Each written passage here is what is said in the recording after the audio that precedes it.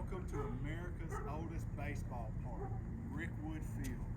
Come along with me as I take you on a tour of my location for my January Stealth Camping Alliance video here at Rickwood Field.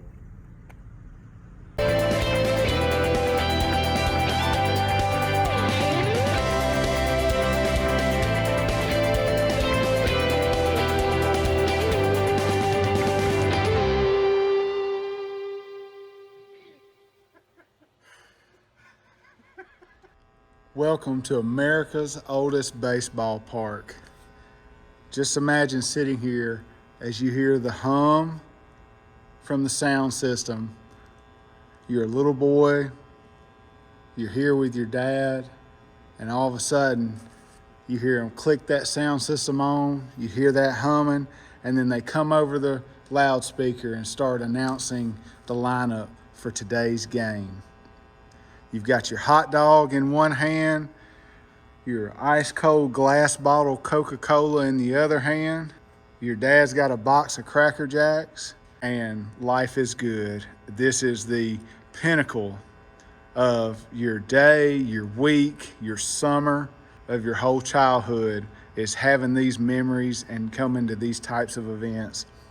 That's what baseball means to us in this country, and that's what keeping Rickwood alive is all about, is so that those memories can be made again. Rickwood Field has had well over 100 Hall of Famers play here. Even well over 150 Hall of Famers have played here.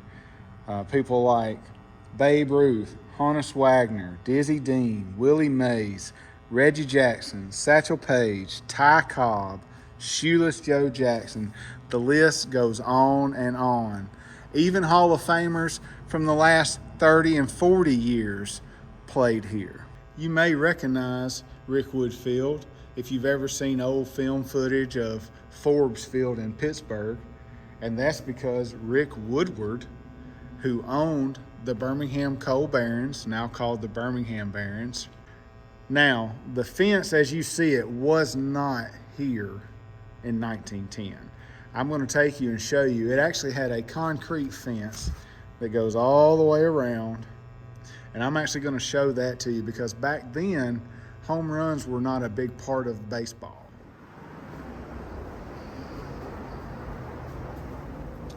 Here's the old ticket booth where you used to buy your tickets at.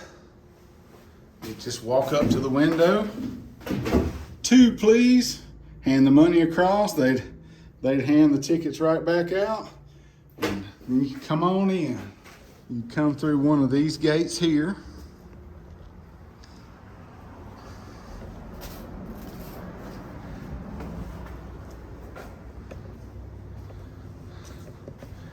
And then walk through the turnstiles over there. Just imagine what it would have been like over 100 years ago when this park was built, and you're coming in to the grandest new ballpark in America. The vision of A.H. Rick Woodward to have this place built and to go through what he did, getting it built with who he spoke with, talking to Connie Mack and modeling it after Forbes Field. It really was a spectacle to see. The whole town of Birmingham shut down on opening day back in August of 1910. Of course, these turnstiles and the way it is now is more representative of how it was after a few renovations in the 1930s to 1940s era. But even still, imagine walking through these turnstiles in the 1930s and 1940s to come see a ball game in the only, at the time it was built, concrete and steel structured ballpark in America. It truly must have been an amazing feeling. Here's where the nightly lineups would be. Here's pictures and different things of some different Hall of Famers and players that have played here. Of course, there's Babe Ruth right there, the great Bambino, the Sultan of SWAT. More pictures of players and teams of the past. There's Reggie Jackson when he played for the Birmingham A's. The Birmingham A's were what the Birmingham Barons were called in 1967 through 1973, I believe. And that's back when the pro teams had the minor league teams take over the pro team name. Now here is a picture of the 1948 World Series champion Birmingham Black Barons. And if you look closely, there's a young gentleman right there by the name of the Say Hey Kid, Willie Mays. He was 16 years old and played on that team. And he's local, grew up just outside of Birmingham. Just imagine the ground that I'm walking on was played on by the likes of Babe Ruth, Honus Wagner, Satchel Paige, Willie Mays, Reggie Jackson, Shoeless Joe Jackson. Rickwood Field has seen over 150 Hall of Famers come through and play here. It's just an amazing thing to take in. In 2022, Rickwood Field hosted over 100 baseball games, all the way up from middle school and high school up to the Savannah Bananas. We had the Rickwood College Classic, which featured 2 local college teams that came and played. Rickwood is a living, breathing baseball park, museum, gift shop, all rolled into one. And you should definitely check it out. As you see this view right here from home plate, you can just imagine being here and seeing all those players that played back in the day and all the new players that have played here and that will go on to play in college or go on to play minor league or pro. It really is an amazing thing to take in when you think about it. Even though Rickwood is America's oldest baseball park, we still do new things here. We try to do new things every year. In 2022, Rickwood hosted its first annual Home Run Derby. It was headlined by former Brave Andrew Jones. It also had Desmond Jennings, Seth Smith, Brandon Moss, and then there were a couple of college players, Michael Archie II, and then Ian Hancock. And out of all this star power, a college player actually won the Home Run Derby here at Rickwood Field. The very last home run that he hit to win went right to the left of that light tower out there. And y'all, when I tell you, he was hitting bombs, He almost hit those lights with his home runs. This kid was crushing it. So we're planning on having that event again in 2023. It was a lot of fun. All the pros that came out were extremely gracious and wonderful to talk to and hang out with. It really was a blast. And then to have a young college kid beat all these old pros, it truly was a fun event. And the people who showed up were really entertained. The dugouts, as you see them now, were installed in the last remodel, major renovation that Rickwood underwent, which was in around the 1940s. So even the field now looks a lot different than the industrial Rick Woodward had envisioned when he had this field built. Through the years, Rickwood has seen many transformations. It's been a baseball venue, it's hosted weddings, it's hosted concerts, high school baseball. It's had, back in the day when they used to barnstorm and come through and the major leaguers would get together almost like a who's who of baseball and put them together as a team and come through small towns and play baseball games and travel even outside the country to do that. Rickwood has seen a lot in its 113 years. Right now I'm standing in front of what used to be the restaurant that was here inside of the baseball park. Now, what you could do back then, this was the only place where you could buy beer on Sunday, and that was only if there was a ball game going on. So they kind of cornered the market on being able to buy beer on Sundays here, because the blue laws that they call them back in the day did not allow for alcohol sales on Sundays in the state of Alabama. Here is the outside entrance to the home locker room. But if you come through here, you can see windows leading in, and then here's the door to go inside. But just imagine the players as they come out, and this is what they see as they come through and come out of the tunnel. And then they turn and they see that massive field, and as they turn and look, and they see over 10,000 fans in the stands cheering them on as they rush out onto the field to warm up and take batting practice before the game. I'd like to take a second and thank Survival Sam for throwing out the January Stealth Camping Alliance Challenge. Sam, I appreciate it very much. Thank you for doing that. I think you've got a great idea with it being the start of a new year, and it's a great time for us to all review our goals and march forward this year and really try to strive and reach those goals. So without further ado, I'm going to start giving you mine. So if you haven't seen Survival Sam's video, Survival Sam said to base your goals on the SMART goal system. S for specific, M for measurable, A for attainable, R for relatable, and T for time frame. That way you can see, if you set a goal based on those things, you're more likely to attain it and you're more likely to work towards it. So without further ado, the first goal Sam actually set for everyone was to double your channel growth. Well, you know, you said in your video from the time of your recording, but I went ahead and made my own goals at the end of last year to take into 2023.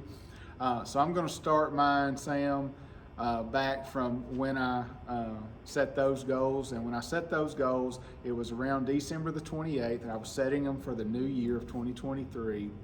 And I had 405 subscribers.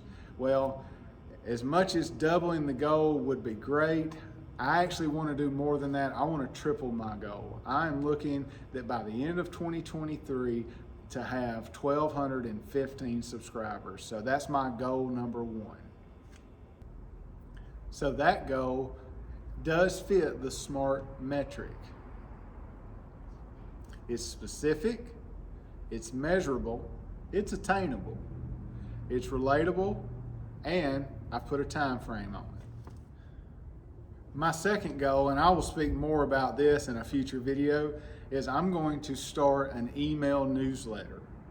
Again, it's specific, it's measurable, because I want to, on that email newsletter, have 250 email newsletter subscribers by the end of the year. So again, it's specific, it's measurable, it's relevant because I'm going to tie it into living or spending time outdoors, doing things like camping, hiking, kayaking, things that you see on this channel. Again, I'm going to talk more about this on a future video, but just for this time's sake, that's goal number 2 this year. Goal number 3, I want to be more consistent with my video posts. So my goal is to post 6 videos a month, every month for 2023. Again, it's specific, it's measurable, it's achievable, it's relevant, and it has a timetable. Number 4 is a big one. I want to be able to take YouTube and actually have to turn it in on my taxes next year. So again, that is specific, it's measurable, It's achievable, because if I hit goal number 1, then I definitely will have to put it in on my taxes. It is relevant because I'm going to be making videos and everything, so it'll be on you. I want to use YouTube, and then it also has a timetable. My 5th goal for 2023 is I want to expand my content creation opportunities. So how am I going to do that? Well, I'm going to lay all that out in a future video, but I believe what I'm going to do, one is the email newsletter. I'm going to take bigger adventures than what you've seen in the past. I'm also going to add a few things to the channel this year. Some I've already posted a video like about the micro camper. That's expanding the content creation. The email newsletter is. I believe I'm going to start doing a podcast as well. I haven't put all of that together yet, but those are 3 avenues that I'm definitely looking at, along with some big overnight adventure videos that I'm planning on as well. So that's going to be my 5th goal. And again, that's to expand my content creation. So why am I here stealth camping at America's oldest baseball park, Rickwood Field? Well, if you've been paying attention to my channel and you look down in my description box, you'll see that in every one of my videos, I talk about my passion project being Rickwood Field, and I have a link to the website, and it's very simple. It's rickwood.com, RICKWOOD.com. You can go there, you can learn more about Rickwood Field, you can buy merchandise which helps support the park because it's run by a nonprofit. That's how it's kept up. The nonprofit oversees the day-to-day use of the field, the day-to-day maintenance, schedules all the events and everything like that. So, and it's done mainly through help from the city and volunteerism and donations. We have a membership program that's linked there to the website. We have an e-newsletter that's linked through the website.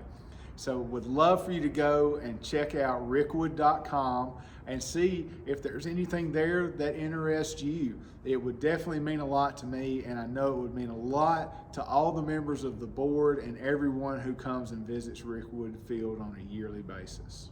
Thank you so much.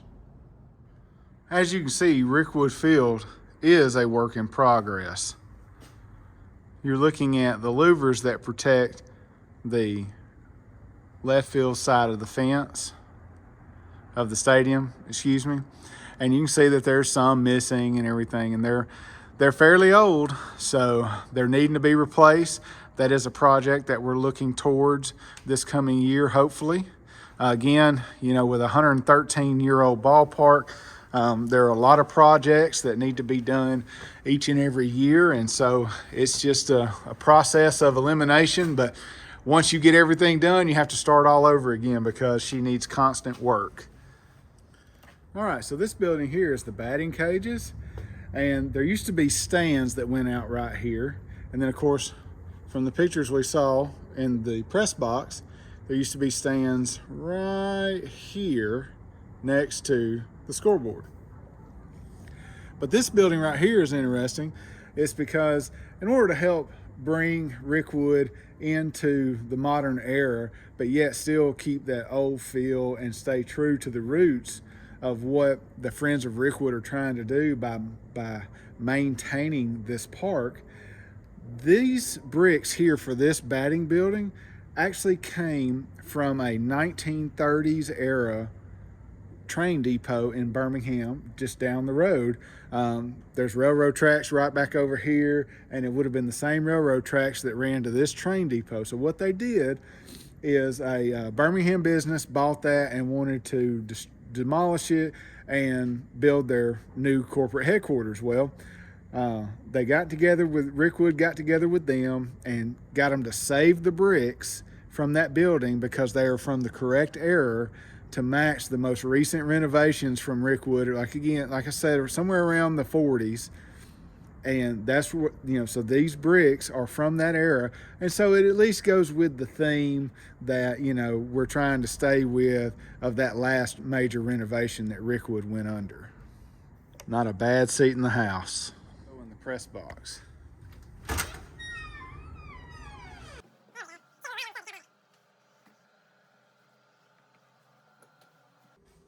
Yes, what can you do to preserve the oldest baseball park in America?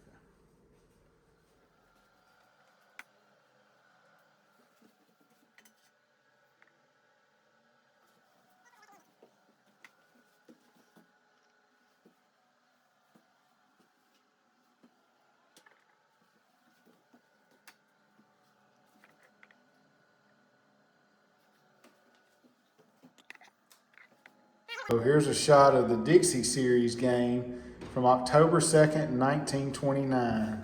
You can see the famous scoreboard. You can see the stands that used to be there, they're gone now.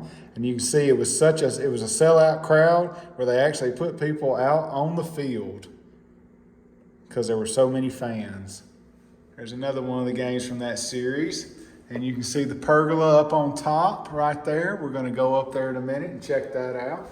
Here's where people were parked all down the street to come into the game. See the stands that were in the fence, built into the fence right there? Let's go up the steps and see what we can find.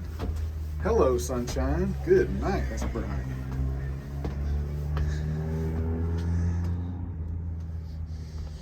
There's the old offices that sit above the entrance. Here we go.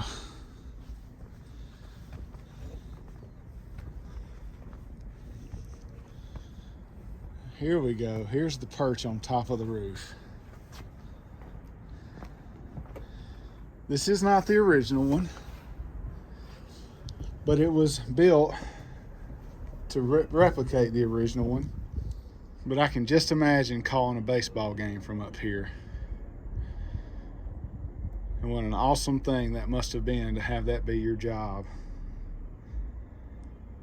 for 70 to 80 some odd games a year, calling them here at Rickwood. You can see out over downtown Birmingham. That skyline has changed a lot in the 113-year history of Rickwood Field.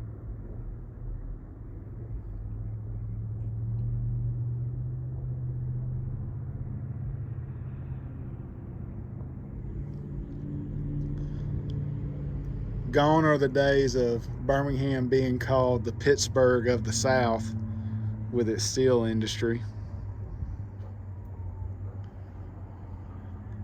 Now it's more of a medical mecca. But there's the old Woodward Iron sign right there. And of course that is from Rick Woodward's company. That's a replica sign of what an advertisement would have looked like back then. You'll notice that all the signs along the outfield fence, they're all dated back to the 30s and 40s. That is by design, and that is a requirement if you choose to purchase advertisement here. Another project that was completed in 2022 was the repainting of the Champions Wall. The old mural had some incorrect information on it. It was missing a lot of information. And so the group got together and money was raised to have it repainted and redone with all the championships. Let's count how many championships in total we have here. 1, 2, 3, 4, 5, 6, 7, 8, 9, 10, 11, 12, 13, 14, 15, 16, 17, 18, 19, 20, 21 championships. It's important to note that this championship right here, 1987, was the very last championship in Rickwood history, because that's also the last year that Rickwood Field was the home of the Birmingham Barons. They now play at Regions Field, which was built in 2013 and is a beautiful ballpark in and of itself. It was actually named one of the top ballparks in the country when it was built 10 years ago. That is not. I just thought this would be a cool shot with the sunset behind me. What do you think? If you like this view, or if you're liking this video, please drop a comment down below. Press the like and subscribe button and ding the bell so that you're notified every time I post a video. Thank you so much for watching the video to this point.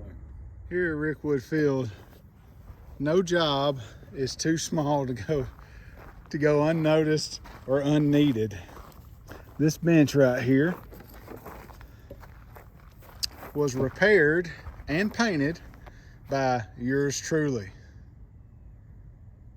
I repaired and painted that about a year and a half ago. Still looks pretty decent to be out here in the weather like it is. Not too bad. I didn't stencil the Rickwood Field on it, but I did replace this top board and then give everything a fresh new coat. So, not much, but hey, it was needed and it got done. I'll show you. Here is today's left field fence, 321 feet. And here's the light standards that were added in the 30s.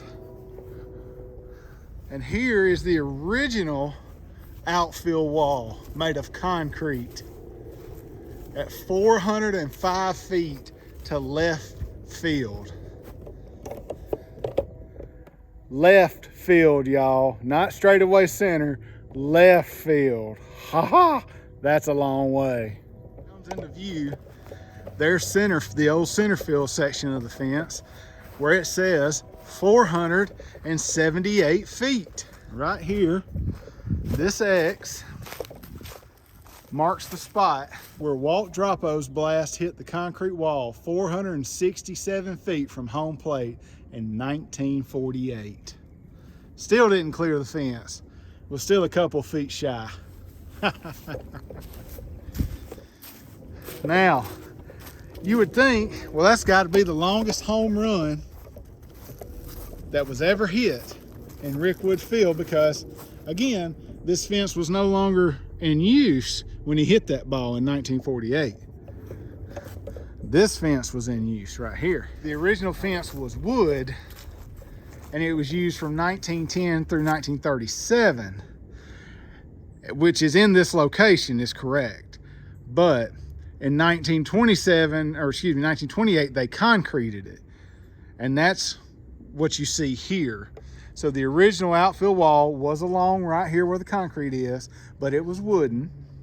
Then it was concreted in 1928, and then they quit using it in 1938.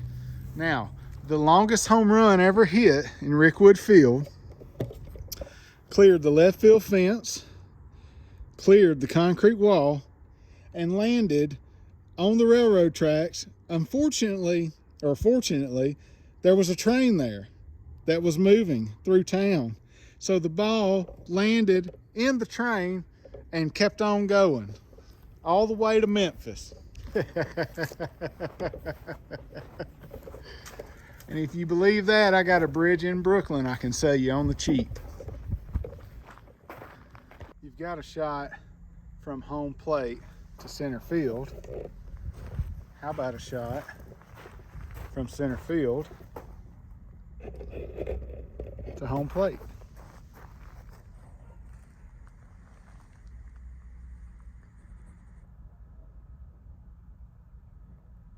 How can you not be romantic about baseball? This spot right here is one of my favorite locations in the ballpark. This is where me and my brother would always come and sit when we would come and watch the Rickwood Classic that they would have. Hoping to get that back soon. Me and my brother also brought my daughter here, which you've seen on the channel. And we would always sit right back up in here. And it was just always so much fun. We always enjoyed ourselves and just had so much fun. Even on days when it was 100 degrees outside and we'd be watching a ball game, it was still just a lot of fun. I guess that's why it's worth saving old parks like this, is because, you know, I was born in 1980. The park was already 70 years old. Yet I have my favorite memories of this park as well, and things that my dad told me about this park and things that I've learned from being a part of the board here. It's just an amazing feeling, an amazing thing to be a part of. Well, as you can tell, the sun is setting and the shadow is casting almost completely across the field now, so we don't have much time left to to get camp set up before the sun goes completely down. So I'm gonna go ahead and get camp set up, and then I'll visit with you some more after that. All right, I'm gonna set my tent up right here. So let's get started.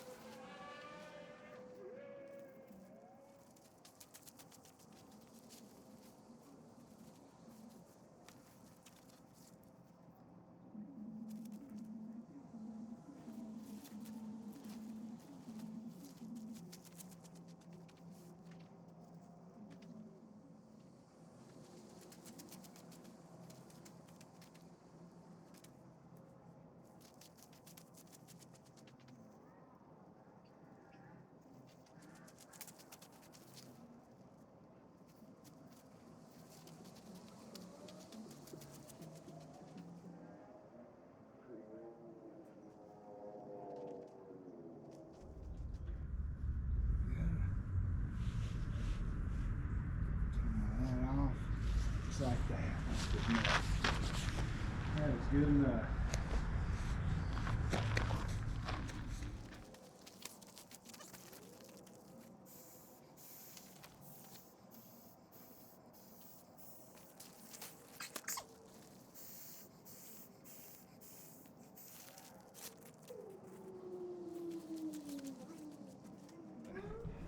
I'm starting to kind of get into stealth mode.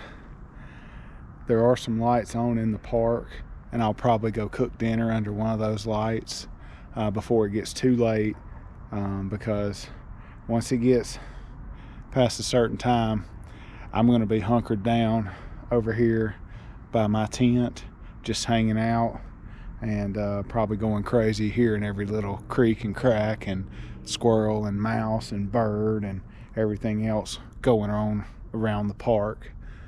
Probably gonna drive me nuts, but definitely not gonna get a whole lot of sleep tonight. But really wanted to bring y'all this video, so glad to be doing it. Thanks for coming along.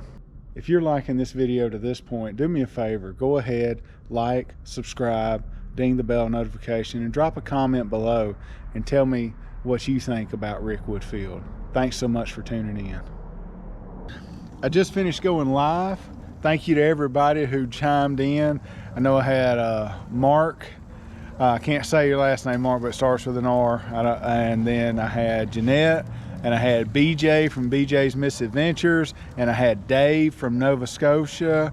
I feel like I'm missing somebody. I apologize if I am. Thank y'all for checking out my live. And I got my hot dogs ready. So I gotta, you know, here's what I'm having for dinner tonight. I'm having hot dogs, apple pie, and I'm at America's oldest baseball park. There's nothing more American than that right there. You can't be, there's no more Americana than that. I mean, come on. So I'm gonna sit here and get me some dinner and everything, and I'll check back in with you in a little while.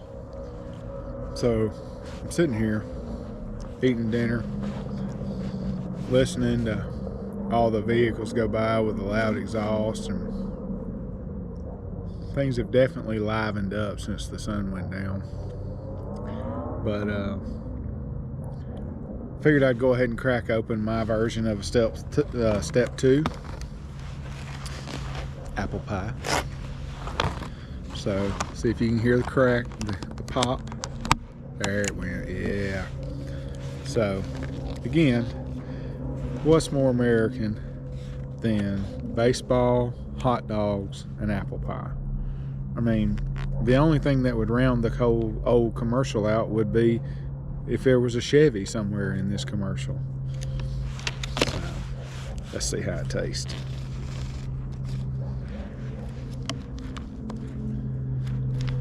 Okay, here we go. Step 2.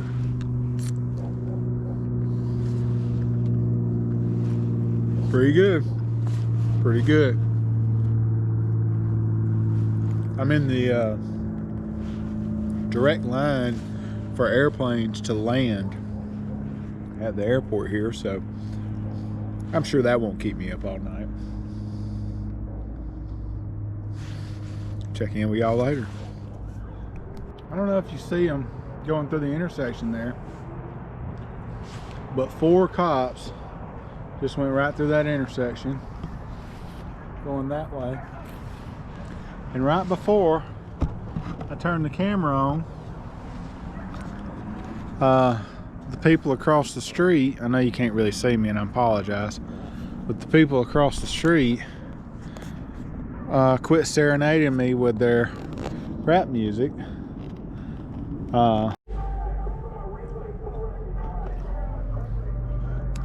The neighbors are serenading me.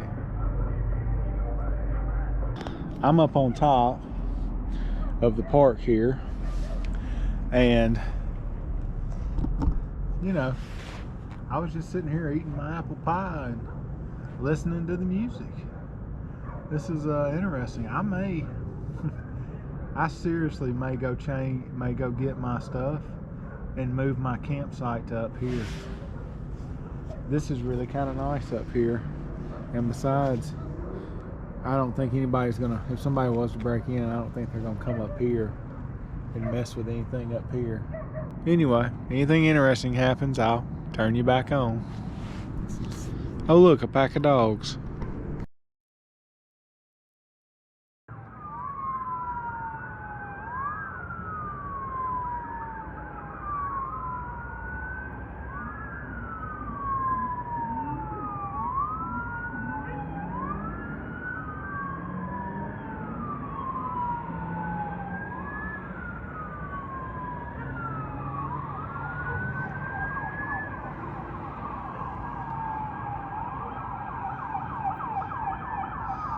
One, 2, 3, 4, 5, 6, 7, 8, 9, 10, 11,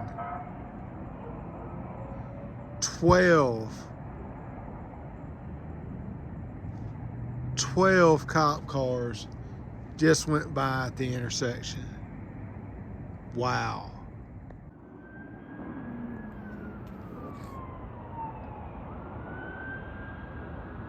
Here goes the ambulance. I guess going after those 12 cop cars.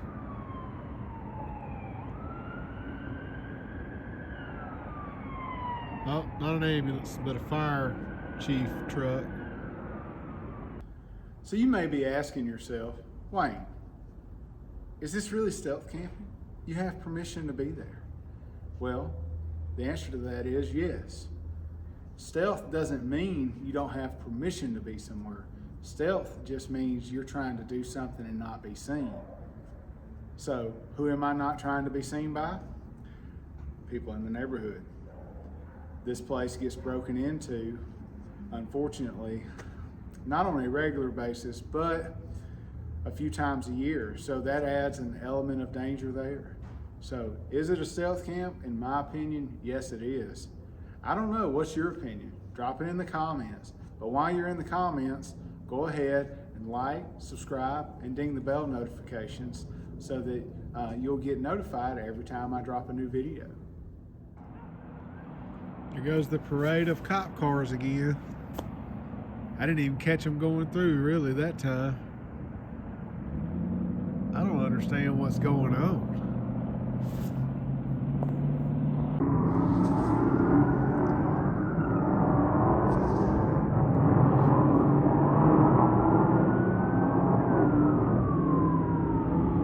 So those cops, you can see some of their lights over there.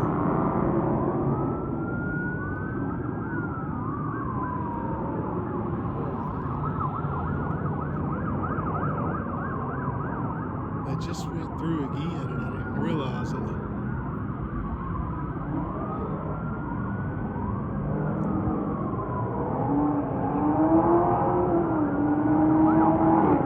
But I mean, you hear the cars racing off. This is crazy. They're back.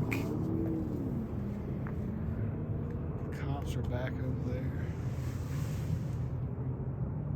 It's like they're turning around.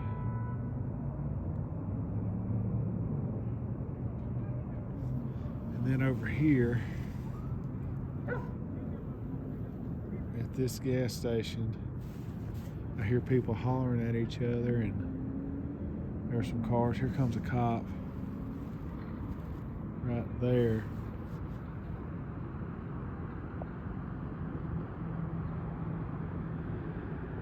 Yeah, so that's a cop right there.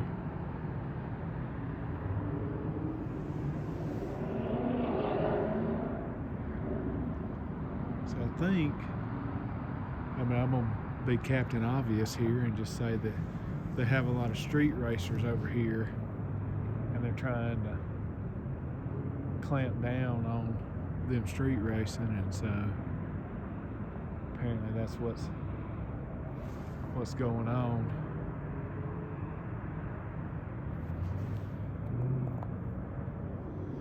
Alright, so a bunch of cars just rolled through the light.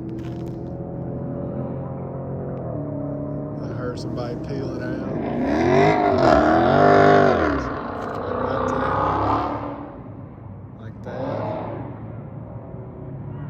There goes a whole group of cars through the light. It's like they just keep cruising up and down the same. They're cruising up and down the same street, waiting on the cops to come and run them off, and then they do it again 5 minutes later. I don't get it. I'm kind of staying up on the roof right now because one of these little deals right here that's over here on the other side of the roof, right over there, was putting the heat out a minute ago. I saw a little smoke come out of it, and then it stopped. And so I'm a little concerned that maybe somebody else is here. So I'm not moving off the top of this roof for a while.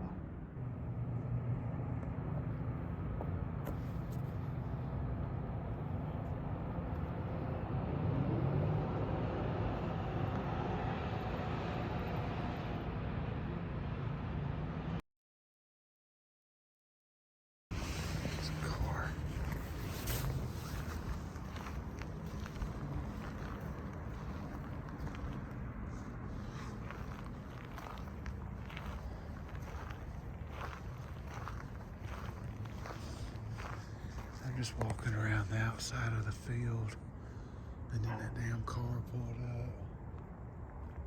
I had to jump back behind these this brick here, and just kind of blend in. Now the racers are back.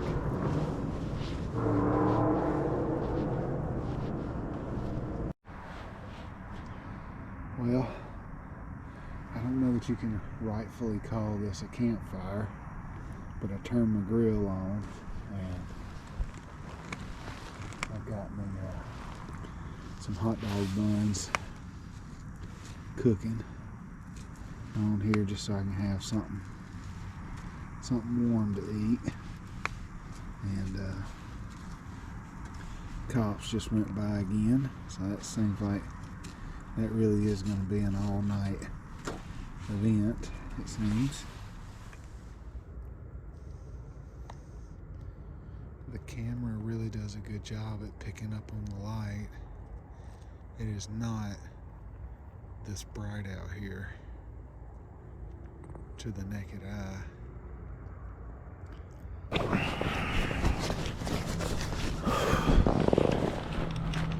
I finally got my sleeping bag to zip up.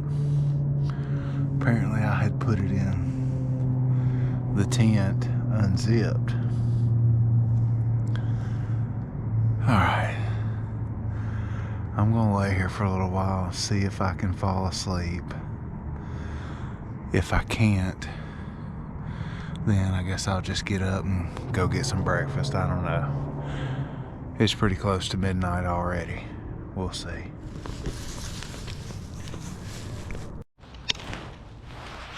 So I think I may have just heard a gunshot, but I'm not sure. It was only one, so probably not.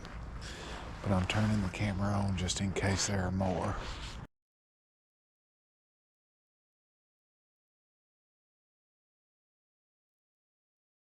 Well, I know you can't see me, but right now it's kind of quiet. But just a few minutes ago, the cars that have been driving around racing all night were back. And they're pretty steady about every hour. I think they gave me about an hour and a half, 2 hour break there for a little while. But then in the last hour, they've been back like twice. So I'm not real sure like what they did, why they're doing what they're doing, but it's almost like they're baiting the cops to come after them. Because earlier I could hear 3 different vehicles distinctly in different areas, all doing burnouts and stuff. The cops, chasing white group instead of, trying to get all 3. I don't know. Anyway, I'll check back in if anything else happens.